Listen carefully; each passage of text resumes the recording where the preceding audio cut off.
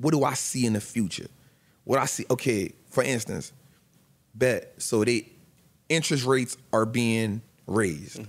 All right, well, people panicking right now, but this is what's called a lagging indicator, which means if they're increasing rates now, you won't feel that till Q1. Right? That makes sense? Like if they're raising rates right now, I won't feel that pain till Q1.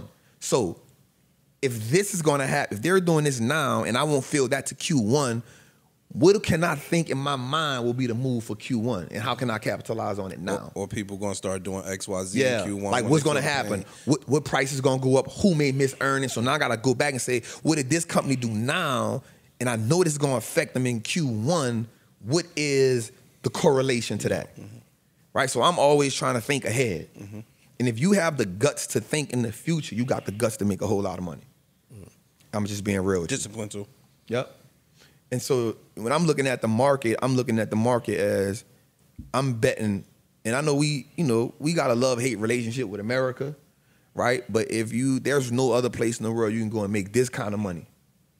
No matter what it is. Anywhere. There's no place, I get it. Like, I get it. We have a trauma bond with America. I get it. I'm with you 100%. But I can promise you, if you disassociate yourself from that, the emotional piece. If you heal that trauma, right? If you can heal that trauma, which is inner work, if you can heal that trauma, you have the opportunity to change your family. And how much money do you need, yo? So I have this thing called a freedom price, where if you calculate your freedom price, you know what you need. So if you ask the average person, how much money you need? They're gonna say 10 million. I say, you don't need 10 million, you want 10 million. Right. It's two different things. Like, how much money do you need? Right? Well, Trap, how do I do that? Well, it's not complicated, but because I don't have a visual, people gonna be like, I don't see it. I did it on a webinar last night. You take how much money you making monthly, subtract it from how much your cost of living is, right? That sum total should be green. Hopefully. Meaning it should be positive.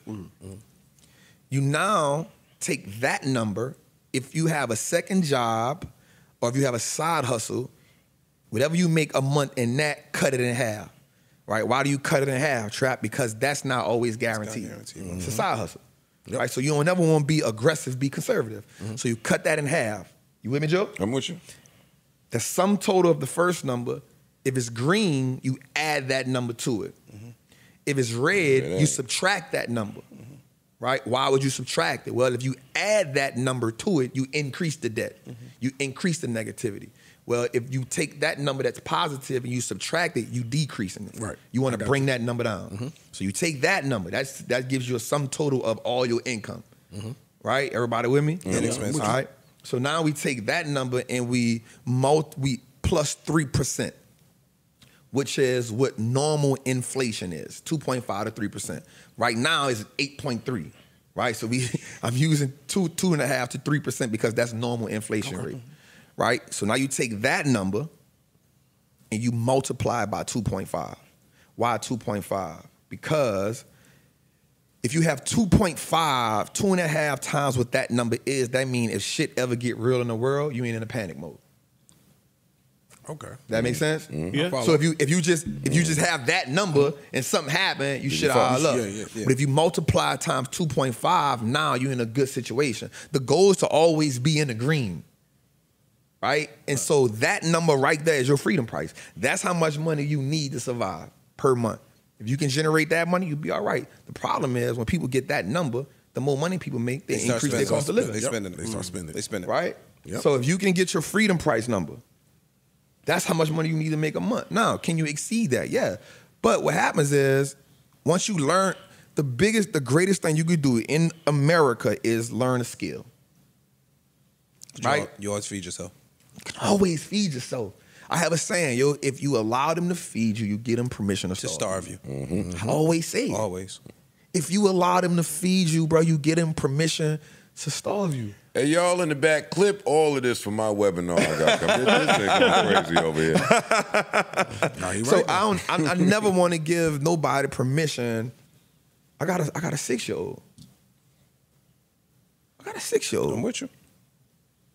don't never want to give nobody permission to starve her. And You might could get to me, but when you might start could get to messing with sleep. her, I can go a sleep. couple days. Not just that, I could go get it. I can live I can off go the get ramen to it. noodles. I'm cool with that. Tuna fish. Tuna fish, jazz it up. Come on, man. Soup and the chip meat, man. But the kids, But her? No. We not doing that. We not connecting her to that generational trauma, yo. Right? I gotta unanchor her from that shit. So for me, it's let me never give them a situation where they can starve her. We work so hard to break even with the 8 ball. Once we get there, we feel like, because it took us so far to get there. Mm-hmm. We don't even see how to get past it. yeah, Once we break even, job ain't started yet. and you ain't, welcome. You just getting started. Mm-hmm. But it take us so long to get to break even. Right? That takes so much trauma breaking. And my thing is not even the emotional trauma. I'm talking about financial trauma. Financial. Yeah.